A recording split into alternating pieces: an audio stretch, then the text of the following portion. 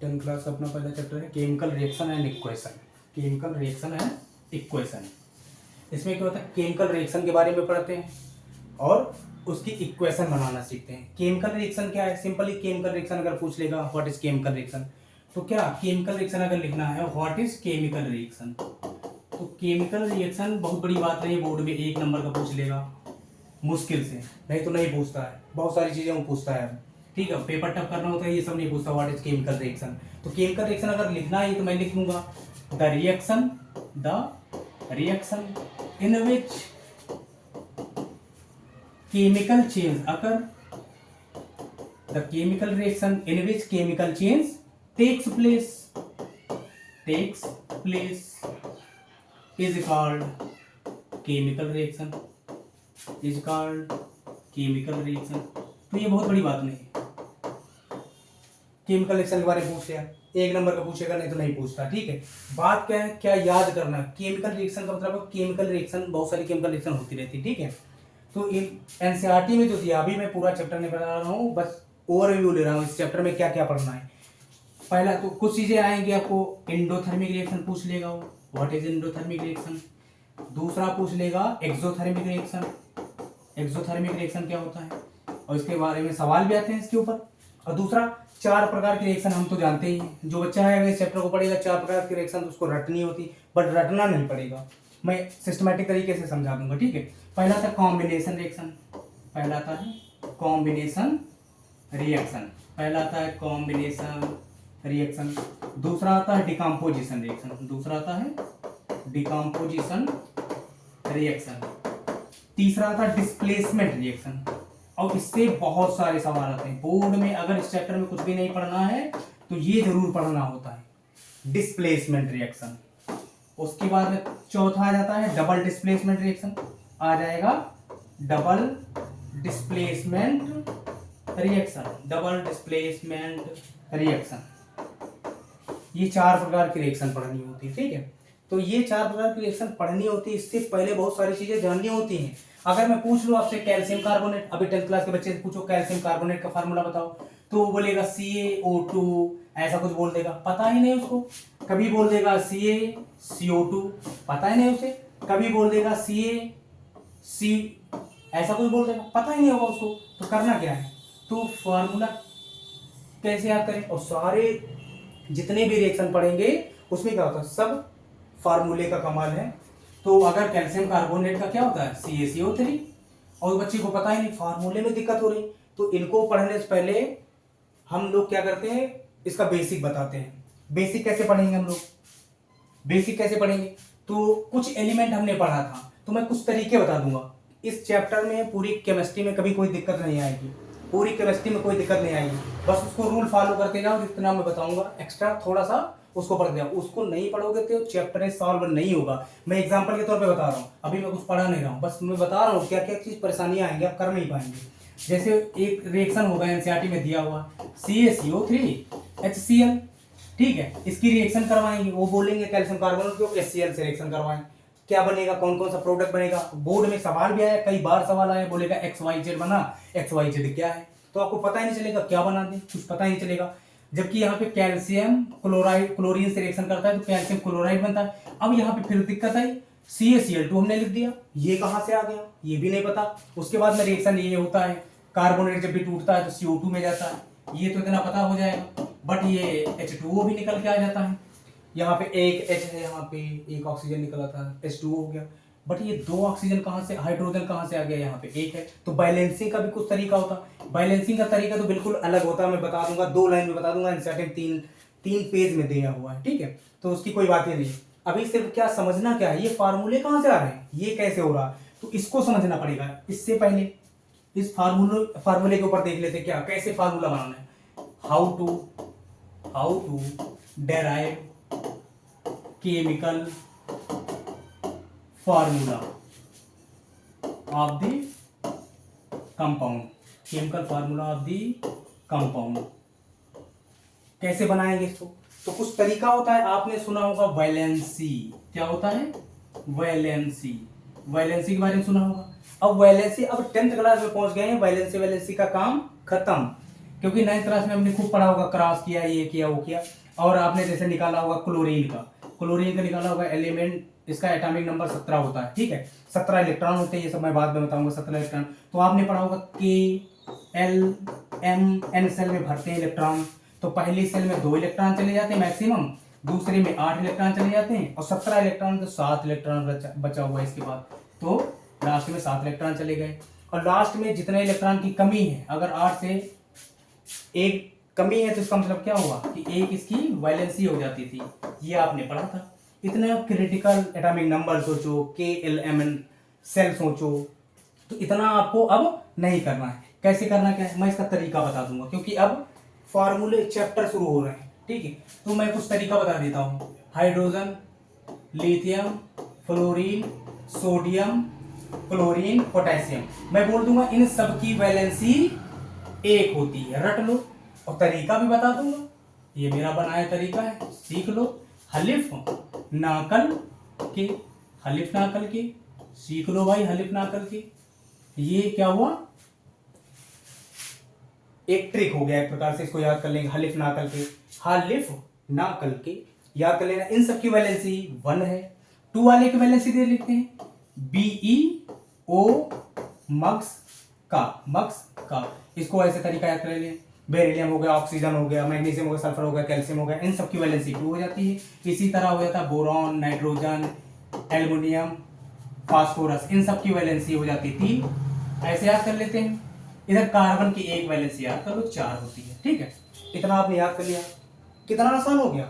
अब इसको कैसे करेंगे, देखिए फार्मूला कैसे बनाएंगे। देखिए पहला फार्मूला, अगर उसने दिया सोडियम क्लोराइड, उसने दिया सोडियम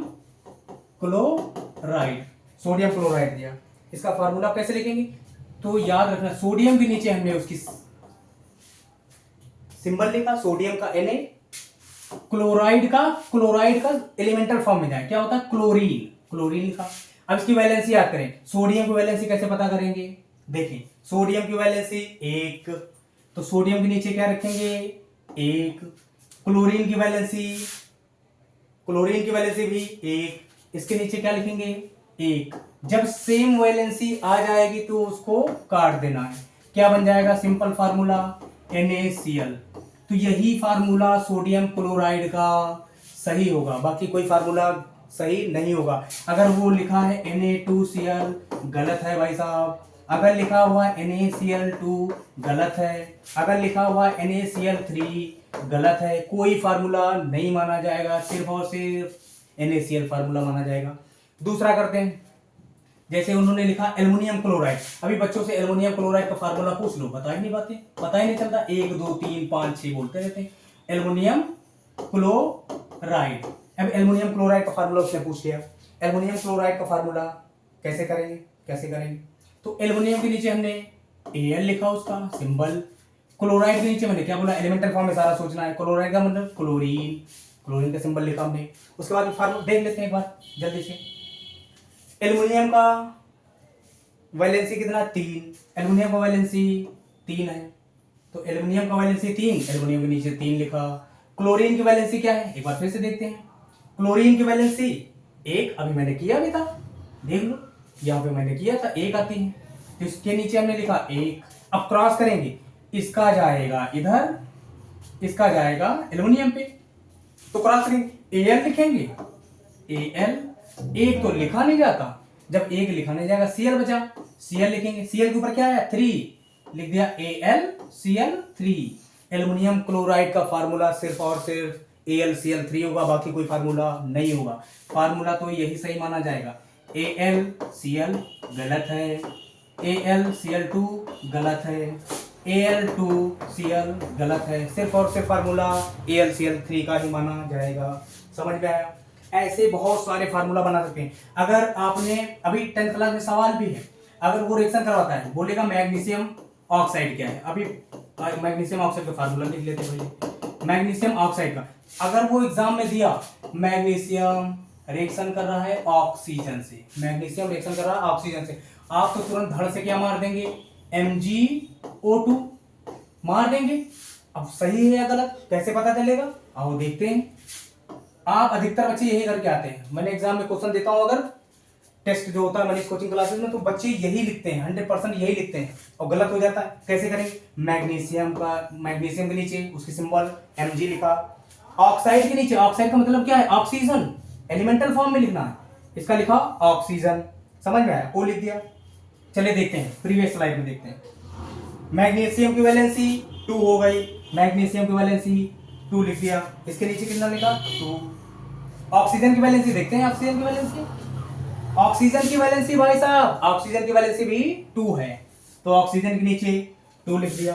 अब मैंने क्या बताया था, जब वैलेंसी सेम आ जाएंगे तो उसको काट देंगे, वही फार्मूला बन जाएगा, वही फार्मूला बन जाएगा। क्या बना? MgO। इसका मतलब क्या? रिएक्शन जो मैंने किया था वो गलत है। तो ये छोटी छोटी चीजें हैं, इनको सीख लो, बेहतर हो जाएगा। केमिस्ट्री बहुत टफ नहीं है, बट ये चीजें जब तक नहीं आएंगी आप रिएक्शन कर ही नहीं पाएंगे, वहां पे रिएक्शन कर ही नहीं पाएंगे। इसलिए ये चीजें जरूरी है, क्योंकि उधर जो फार्मूला बनाना है आप कैसे बनाएंगे? जैसे ये सवाल मैं फिर से देता हूं, कैल्शियम कार्बोनेट किससे रिएक्शन किया था? HCl से रिएक्शन किया था, क्या बना था? Calcium chloride. मैंने डायरेक्ट लिख दिया था, आपको नहीं पता तो मत करो, आप इस तरीके से कर लो चुपचाप, रिएक्शन गलत नहीं करनी है। जैसे कैल्शियम लिखा तो आप इस साइड में कैल्शियम लिख लेना, उधर किससे रिएक्शन कराना है? क्लोरीन से, तो इस साइड क्लोरीन लिख लेना। कैल्शियम का मैंने अभी बताया था 2 होता है, एल्युमिनियम क्लोरीन का 1 होता है, इसको क्रॉस करेंगे क्या बन जाएगा? CaCl2। क्या बनेगा? CaCl2 बनेगा, देख लो CaCl2 बना कि नहीं बताएं। इसका मतलब क्या? उधर जब जाएगा तो क्या बनेगा? CaCl2 ही बनेगा। क्या बनेगा? CaCl2। अब सही होगा, आप वहां पे जाएंगे पता नहीं क्या बना देंगे, पता ही नहीं चलेगा, कोई बात नहीं, यही बनेगा। और मैं हमेशा बताता हूं, जब भी कार्बोनेट उधर जाएगा, प्रोडक्ट साइड में जाएगा तो CO2 में टूटता है। किस में टूटेगा? CO2 में टूटेगा, कार्बन डाइऑक्साइड में टूटेगा। अगर CO2 यहां से निकल गया तो क्या बचा? यहाँ पे एक ऑक्सीजन बचा, इधर क्या बचा? क्लोरीन निकल गया, क्या बचा? हाइड्रोजन बचा। हाइड्रोजन ऑक्सीजन मिलके क्या बनाते हैं? हमेशा हाइड्रोजन ऑक्सीजन मिलके वाटर बनाते हैं, और वाटर का फार्मूला तो आपको पता है H2O। क्या बन जाएगा? H2O बन जाएगा। दूसरा एग्जांपल ये देख लेते हैं, ऐसे नॉर्मली ये बन जाएगा आराम से, ठीक है। अब इसे उन्होंने दिया रिएक्शन, कितना भी बड़ा रिएक्शन देते, एक सवाल दिया CH4, मैं ऐसे ही बता रहा हूँ नॉर्मली, अभी तो मैं चैप्टर शुरुआत ही नहीं किया, अभी तो मैं बेसिक बता रहा हूँ नॉर्मली कितना आसान है, मैं ये बता रहा हूँ, मैं चैप्टर नहीं पढ़ा रहा हूँ, ठीक है। जैसे उन्होंने कहा एक मीथेन गैस, मीथेन का CH4 होता है, मार्स गैस भी कहते हैं, नेचुरल गैस भी कहते हैं, देख लेते इसको। ये जो मीथेन गैस है ये ऑक्सीजन से रिएक्शन करके क्या बनाता है? वो बोलेंगे X बना और Y बना। अब बताइए X एंड Y क्या है, उसका नाम बताना है। ये क्वेश्चन दे देता है कभी कभी, तो इतना आसान है। क्या है इसमें? देखो क्या क्या चीज है इसमें, देखो इसमें देखो, एक तो इसमें कार्बन है और एक इसमें हाइड्रोजन है। क्या क्या है? एक कार्बन है, एक हाइड्रोजन है। ये बताओ, कार्बन अगर ऑक्सीजन से मिलेगा तो क्या बनाएगा? कार्बन ऑक्सीजन मिलके CO2 ही तो बनाएंगे, CO2 बन गया। दूसरा दूसरा क्या लिखा? हाइड्रोजन। जब हाइड्रोजन ऑक्सीजन से मिलेगा क्या ही बनाएगा? अभी हमने देखा था, क्या बनाएगा? H2O बनाएगा। इसका मतलब X और Y प्रोडक्ट क्या है? एक तो CO2 है, दूसरा वाटर है। तो इस तरीके के सवाल पूछ लेंगे, कितना भी बड़ा सवाल आएगा आराम से हो जाएगा। जैसे बहुत सारे सवाल मैं बोल दूं C6H12O6, इस तरीके का कुछ भी दे देंगे रिएक्शन, तो आराम से कर ले जाएंगे आप, इतना आसान हो जाता है। एक सीख लेंगे और बाकी सारे हम कर लेंगे। अभी मैं फिर बता रहा हूं, ये तो बहुत टफ है, बच्चे सोच ही नहीं पाते, लेकिन तरीका देखिए कितना आसान है, इसलिए मैं कह रहा हूं बढ़िया हो जाएगा आपका। जैसे केमिकल रिएक्शन में 4 रिएक्शन है, मैं टिप याद करा देता हूं मैथमेटिक्स का यूज करके, मैथमेटिक्स का यूज करके बता दे रहा हूं। मैथमेटिक्स का यूज करके केमिकल रिएक्शन समझते हैं। केमिकल रिएक्शन उन्होंने कहा पहला रिएक्शन कहा कॉम्बिनेशन रिएक्शन। क्या बोला? Combination reaction. उन्होंने कहा पहला रिएक्शन है कॉम्बिनेशन रिएक्शन। पूछ लेगा what is combination reaction, give any one example of the combination reaction. तो क्या करना है? कॉम्बिनेशन का मतलब, तो ये सिंपल हिंदी याद करें इसका। कंबाइन मतलब जुड़ना, कंबाइन का मतलब जुड़ना होता है, कंबाइन का मतलब जुड़ना होगा। कॉम्बिनेशन रिएक्शन, जिस रिएक्शन में कुछ जुड़ जाए और सिंगल कोई चीज जुड़ेगा तो सिंगल, अगर 2 लोग जुड़ गए, मान लो 2 लोग जुड़ गए, मैं ये मान ले रहा हूं, ये एक पेन है, ये तो इनको अगर मैं जोड़ दूं तो एक नहीं बन जाएगा, जब एक बन जाएगा तो कंबाइन होगा तो कोई सिंगल प्रोडक्ट बनेगा, सिंपल सी बात है। तो कॉम्बिनेशन रिएक्शन तो लिखने को बहुत कुछ है, मैं लिख दूंगा the chemical reaction in which two or more reactants combine to form a single product। खास बात क्या है, सिंगल प्रोडक्ट ही बनता है, सिंगल प्रोडक्ट बनेगा।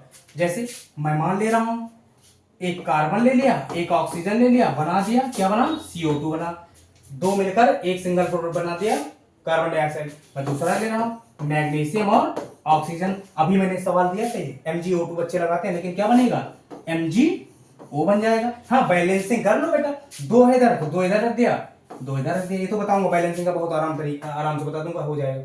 MgO magnesium oxide balancing. देखो दो लोग मिलकर सिंगल प्रोडक्ट बना रहे हैं, दो लोग मिलकर सिंगल प्रोडक्ट कंबाइन कर रहे हैं, एक सिंगल प्रोडक्ट बना, तो इसको क्या कहेंगे, combination reaction. The chemical reaction in which two or more, मैं ये दो लिखा हूं, दो तीन भी हो सकते हैं, कंबाइन करके सिंगल प्रोडक्ट बनाना चाहिए। क्या, सिंगल प्रोडक्ट बनाना चाहिए, ठीक है।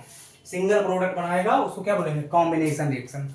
पहली चीज, अभी तो मैं मैथमेटिक्स का पढ़ रहा था, मैथमेटिक्स से कैसे समझेंगे, ये तो मैंने बता दिया कि कैसे पढ़ना है, कितना आसान है। अब ये बताओ, दो मिलाओगे कम से कम, तो दो मिलाओगे, एक में एक क्या मिला दो कुछ है, दो मिलाओगे ना कम से कम, एक दो या दो से अधिक मिलाओ तो एक सिंगल कंपाउंड बना लो, ठीक है। अब देखते हैं मैथमेटिकल वाला देख लेते हैं, एक बार मैथमेटिक्स वाला देखते हैं। मैथमेटिक्स इन केमिकल रिएक्शन, समझने के लिए chemical equation, mathematics in chemical equation कैसे करेंगे देखते हैं एक बार, ठीक है अभी देख रहे हैं।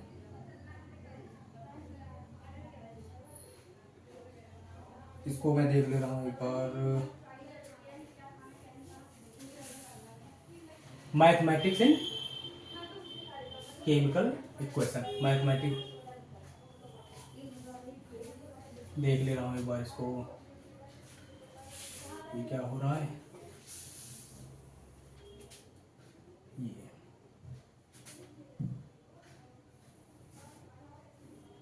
ठीक, mathematics in chemical reaction. Mathematics in chemical reaction कैसे देखेंगे, पहला उन्होंने क्या कहा, कॉम्बिनेशन रिएक्शन, क्या बोला उन्होंने, कॉम्बिनेशन रिएक्शन। बेटा क्या बोला, कॉम्बिनेशन रिएक्शन। तो मुझे बेटा पता है कि दो या दो से अधिक मिलकर एक सिंगल प्रोडक्ट बनाएंगे, उसे क्या बोलते हैं, कॉम्बिनेशन रिएक्शन बोलते हैं। कंबाइन का मतलब मैंने अभी बताया था, जुड़ना, जुड़ते हैं, दो या दो से अधिक लोग जुड़ जाएंगे, कंबाइन हो जाएंगे, उसी को क्या बोलेंगे, कॉम्बिनेशन रिएक्शन। हाँ खास बात, जुड़ के लोग एक ही तो बनेंगे, हाँ ठीक। जैसे मैंने माना X और Y मिलकर Z बनाया कोई सिंगल प्रोडक्ट, ये कंबाइन हुए, सिंगल बन गया, कॉम्बिनेशन रिएक्शन। दो मिले, ठीक है, दो से तीन देख लेते, X Y Z, तीन लोग मान लो जुड़ गए, तो कितना, एक कोई प्रोडक्ट क्यों बन गया, सिंगल प्रोडक्ट बना, इसको क्या बोलेंगे, कॉम्बिनेशन रिएक्शन। हो गया। दूसरा रिएक्शन देखते हैं, दूसरा रिएक्शन देख लेते बेटा। दूसरा रिएक्शन क्या है, डिकम्पोजिशन रिएक्शन। दूसरा रिएक्शन क्या है, decomposition reaction, decomposition reaction. Decomposition reaction क्या कहते हैं, डिकम्पोज होना। घर पे ये शब्द पकड़ो, घर पे क्या बोलते हैं, डिकम्पोज हो जाएगा। ये सब्जियां हैं, इसको अगर कहीं पे डाल दोगे तो डिकम्पोज हो जाएंगी। ये पन्नी क्या है, जो पॉलीथीन है वो डिकम्पोज नहीं होती, लेकिन ये कुछ चीजें डिकम्पोज, इसका मतलब क्या, टूट जाते हैं। कोई एक सिंगल प्रोडक्ट है वो टूट जाएगा, मतलब डिकम्पोज का मतलब मैं सिंपल हिंदी में समझ लें, डिकम्पोज का मतलब विघटन या फिर टूट जाना। डिकम्पोज का मतलब विघटन या फिर टूट जाना, कोई सिंगल प्रोडक्ट टूटेगा, ठीक है। तो इसका मतलब क्या, कोई अगर जेड प्रोडक्ट है वो उसमें कुछ ऐसा हो जाए कि वो टूट जाए, दो प्रोडक्ट में, दो कंपोनेंट में, या फिर कोई टी प्रोडक्ट है वो टूट जाएगा, X Y Z, दो या दो से अधिक में टूट जाएगा, इसको क्या बोलेंगे, डिकम्पोजिशन रिएक्शन। मैं आज सिर्फ ये समझाना चाहता हूं बेटा कि कोई भी चीज कठिन नहीं है, ठीक, कोई भी चीज कठिन नहीं है। मैं क्या कर रहा हूँ, केमिकल रिएक्शन, शुरुआत में एक बार फिर से बता दे रहा हूँ क्या क्या चीज पढ़ना है इसमें, बहुत आसान। अभी बहुत सारी चीजें बताना बाकी है, बहुत सारे ट्रिक हमारे पास है जो मेरे खुद के बनाए हुए ट्रिक है, मैं ऐसे बता दूंगा। आप एक बार कोशिश करें और बढ़िया से पढ़ाई करें। तो बहुत सारे चैप्टर हैं केमिस्ट्री के जो बहुत आसान है, बट नाम कितना बड़ा दिया, केमिकल रिएक्शंस एंड इक्वेशन, क्या कुछ नहीं है इसमें, बस बेसिक से पढ़ना है। जो 9th क्लास आप छोड़ के आए हैं उसको भी यहाँ पढ़ाया जाएगा, और जो पढ़ाना है उसको तो यहाँ पढ़ाया ही जाएगा, ठीक है। तो इसको ध्यान रखना कि बेसिक चीजें यहाँ क्लियर की जाएंगी। तो और क्या होता है 9th क्लास में बच्चे, मैं कमजोरी क्या बता रहा हूँ, मैं कमजोरी ये बता रहा हूँ कि 9th क्लास में बच्चे क्या होते हैं, सोचते मैं कोचिंग नहीं करूंगा, 9th क्लास वैसे ही पास हो जाऊंगा।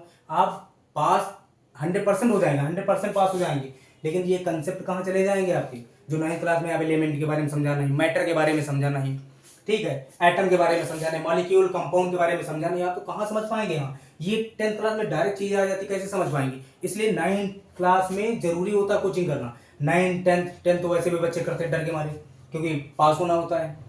लेकिन 11th में आते हैं, अरे सर पास हो गए, 11th में पास ही हो गए, वो बात नहीं है। अभी 12th में आएंगे, सर इतना बता दीजिए मैं पास हो जाऊं। भाई पास होने के लिए पढ़ रहे हो क्या? अरे बढ़िया नंबर लेकर आओ। और नंबर लाना बहुत कठिन है क्या? कितनी चीजें अभी देखना, कितना आसान चीजें हैं, कितने आसान तरीके से मैं बता रहा हूँ। तब कठिन कोई भी चीज नहीं, बट आप लास्ट में आते हैं और कहते हैं कि सर वो क्वेश्चन बता दीजिए जो बहुत इंपॉर्टेंट है। तो बेटा मैं क्या बता दूंगा, इंपॉर्टेंट पॉइंट बता दूंगा, पास तो वैसे भी करा दूंगा, पास तो वैसे भी करा देते सर। लेकिन वो बात नहीं, आप जब कोचिंग आ ही रहे हैं तो ईमानदारी से आए, पढ़ाई करें और कितनी आसान तरीके से चीजें बताए। ये डिजिटल बोर्ड भी आप लोगों के लिए मंगाया गया है, तो इसका फायदा होता है। क्या कह रहा है, केमिकल रिएक्शन सिंबल लिखा जिसमें केमिकल चेंज पाया जाएगा, केमिकल रिएक्शन हो गया, बात खत्म। 4 प्रकार होते हैं, combination reaction, decomposition reaction, displacement reaction, double displacement reaction, ठीक है। उसके बाद में मैं क्या कह रहा हूँ, ये सारे सवाल आए थे, कर ही नहीं पाते बच्चे, क्योंकि फार्मूला बनाना आता ही नहीं। मैं बड़े बड़े फार्मूले बनाना बता रहा हूँ। अभी मैं बोल दूंगा सल्फेट, ये हिंदी में लिख रहा हूँ, जैसे बोल दिया सल्फेट, क्या बोल दिया सल्फेट, ये सल्फेट क्या होता है। अब अभी मैं बोलूंगा आपसे कि एल्युमिनियम सल्फेट का फार्मूला बताओ, भाई साहब यकीन मानिए आप 12th क्लास का बच्चा भी गलत करता है, क्योंकि वो कंसेप्ट पता ही नहीं, बस ऐसे ही पास होता जा रहा है। बाद में 60% 70% लिखा रहा था, मैं तो पास हो गया। अरे भाई क्या कर दिया, बहुत आसान चीजें। जैसे लिखा हमने एल्युमिनियम सल्फेट का केमिकल फार्मूला बताइए, एल्युमिनियम सल्फेट का आप लोग ट्राई करें, कर ही नहीं पा रहे। कोई बता रहा है सर AlSO4 कुछ पढ़ा था सर, नहीं सर Al2SO पढ़ा था सर, नहीं सर AlSO पढ़ा था सर, नहीं सर SO3 सर, कुछ ऐसे आप कंफ्यूजन में रहते हैं, कंफ्यूजन में पास हो जाते हैं, पता ही नहीं चलता। तो उसको थोड़ा ट्राई करें बढ़िया से। तो मैं क्या करूं, सल्फेट है, सल्फेट क्या होता है, सल्फेट आयन होता है, क्या होता है आयन, सल्फेट आयन को बोलते हैं SO4, उसके ऊपर चार्ज होता है -2 का। तो मैं क्या बोलूंगा, फार्मूला बनाने के लिए बेटा मैं सिर्फ और सिर्फ लिखूंगा SO4 लिखूंगा। और वैलेंसी एलिमेंट की निकालते हैं हम लोग, जैसे हाइड्रोजन का निकाला एक आया, सोडियम का निकाला एक आया, क्लोरीन का निकाला एक आया, सोडियम पोटेशियम का निकाला एक आया, कैल्शियम का निकाला 2 आया, बेरिलियम का निकाला 2 आया, ऑक्सीजन का निकाला 2 आया, एल्युमिनियम का निकाला 3 आया, नाइट्रोजन का निकाला 3 आया। ये सब आते हैं, बट एलिमेंट का है वो, ये आयन टाइप का है। तभी आयन का जो चार्ज होता है उसको मैं वैलेंसी मान ले रहा हूँ। मान लो मैंने इसका वैलेंसी 2 माना, चार्ज 2 था, मैं वैलेंसी ही मान ले रहा हूँ। मुझे सवाल सॉल्व करना है, ठीक है, फार्मूले बनाने, ये सब थोड़ी पूछा। आयन के बारे में तो पढ़ोगे, आराम से पढ़ोगे। तब इसको आराम से कर लेते हैं, एल्युमिनियम का Al लिखेंगे, एल्युमिनियम का Al लिखेंगे, ठीक है। सल्फेट का क्या लिखेंगे, SO4, जो कि पढ़ा है हमने। सल्फेट का क्या पढ़ा है हमने, SO4, ये लिखा हुआ है कि नहीं SO4। अब ये SO4, इसके नीचे SO4 लिखा। अब बताओ बेटा एल्युमिनियम का क्या पढ़ा था आपने, देख लो एक बार, एल्युमिनियम का क्या पढ़ा था, एल्युमिनियम का क्या पढ़ा था, देख लो, एल्युमिनियम वाला, एल्युमिनियम का क्या पढ़ा था, 3 आया। एल्युमिनियम कितना आया, 3, देख लो 3 आया। तब एल्युमिनियम के नीचे क्या लिखेंगे, 3 लिखेंगे। सल्फेट का आपने अभी देखा, क्या मान लूंगा, 2 मान लूंगा। और इसको क्रॉस करना होता है, इसको क्रॉस करना होता है। अब क्या लिखोगे, Al2, अब SO4, ये मैं 3 लगा दूंगा, इधर 43 हो जाएगा, ऑक्सीजन को मिलेगा, इधर सल्फर छूट जाएगा। अगर मैं सल्फर के सामने लगा दे रहा हूं तब गड़बड़ हो जाएगी, आगे कभी लिखते नहीं है। तब करना क्या है, इसको ब्रेकेट में ले जाएंगे ताकि ऑक्सीजन और सल्फर दोनों को सेटिस्फाई किया जा सके। तो इसके ब्रेकेट में लगा देते हैं SO4, और उसके बाद में ये पावर पूरे पे चली जाती है SO3। ये फार्मूला निकल गया था बेटा। अब कोई बच्चा कह रहा है AlSO4, गलत है, Al2SO3 बेटा गलत है, कोई नहीं सही माना जाएगा। Al2SO4 का होल थ्राइस ही सही माना जाएगा, समझ में आया। बस अभी आज की क्लास यहीं तक रखते हैं, बाकी मैं बताऊंगा, बहुत आसान चीजें देख लो। ये मैं मेरे तरीके हैं, मैं लिखूंगा बियोमक्स का, इसको मैं बोल दूंगा बन अल्प, ऐसे बोल दूंगा, ठीक है। बियोमक्स का, हलिफ ना कल के, ऐसे तरीके बताऊंगा, आराम से याद हो जाएंगे और बढ़िया से सही से आप सारे सवाल कर पाएंगे। आप इतना स्ट्रांग हो जाएंगे, मैं जैसे ही बोलूंगा कैल्शियम कार्बोनेट का फार्मूला, खर्च बोल देंगे CuCO3, मैं बोलूंगा एल्युमिनियम क्लोराइड का फार्मूला, आप बोल देंगे AlCl3, मैं बोल दूंगा एल्यूमिनियम सल्फेट का फार्मूला बताओ, आप तुरंत लिख देंगे Al2SO4 का होल थ्राइस, आप तुरंत बताएंगे, तुरंत खट खट बताएंगे। इतना आसान होता है, बहुत सारी चीजें, ये तो कुछ भी नहीं है। केमिस्ट्री में इतना पढ़ा दिया जाएगा, आप बोर्ड का सवाल कोई भी दे के आप खट से कर ले जाएंगे, इतना आराम से हो जाता। सिलेबस बहुत टफ नहीं है, बट आप उसमें जो मेंटलिटी बना के रखे हैं वो टफ कर दिया आपको, इसलिए मैं कह रहा हूँ कि ये बहुत कठिन चीजें नहीं है, ठीक है। कितना आसान है, देखो कितने बढ़िया से बता दिया इसको, और मैंने बताया फार्मूला लिखना बताया, ठीक है। तो कोई कठिन नहीं, कॉम्बिनेशन का मतलब कंबाइन कर जाना, सिंगल प्रोडक्ट बनाएगा, जब कोई कंबाइन करेगा तो सिंगल नहीं बन जाएगा, ठीक है। और हाँ सर पता है सर, कंबाइन करने का मतलब क्या है सर, दो लोग एक से दो से सर हम एक हो गए, मैं और तुम अगर हम हो जाते ऐसा, हाँ ठीक है। डिकम्पोजिशन रिएक्शन, टूट गए अलग अलग हो गए, बच्चे लोग अलग दिमाग लगा रहे हैं, नहीं यहीं रहना है। डिकम्पोजिशन का मतलब कोई कंपाउंड टूट के दो या दो से अधिक खंड में बिखर जाता है, जैसे एक सिंगल कंपाउंड था दो में टूट गया, एक कंपाउंड था दो से दो अधिक में टूट गया, दो से तीन में चला गया, कोई बात नहीं। आज क्लास यहीं तक रखते हैं, उसके बाद में आप लोग बढ़िया से पढ़ाई करें, और ये बहुत आसान कंसेप्ट है, आराम से सीखिए इसको, बढ़िया हो सकता है। बोर्ड के लिए अभी से मेहनत कर ले, लास्ट के 4-5 महीने इंतजार ना करें, आपका बढ़िया बोर्ड का एग्जाम हो जाएगा।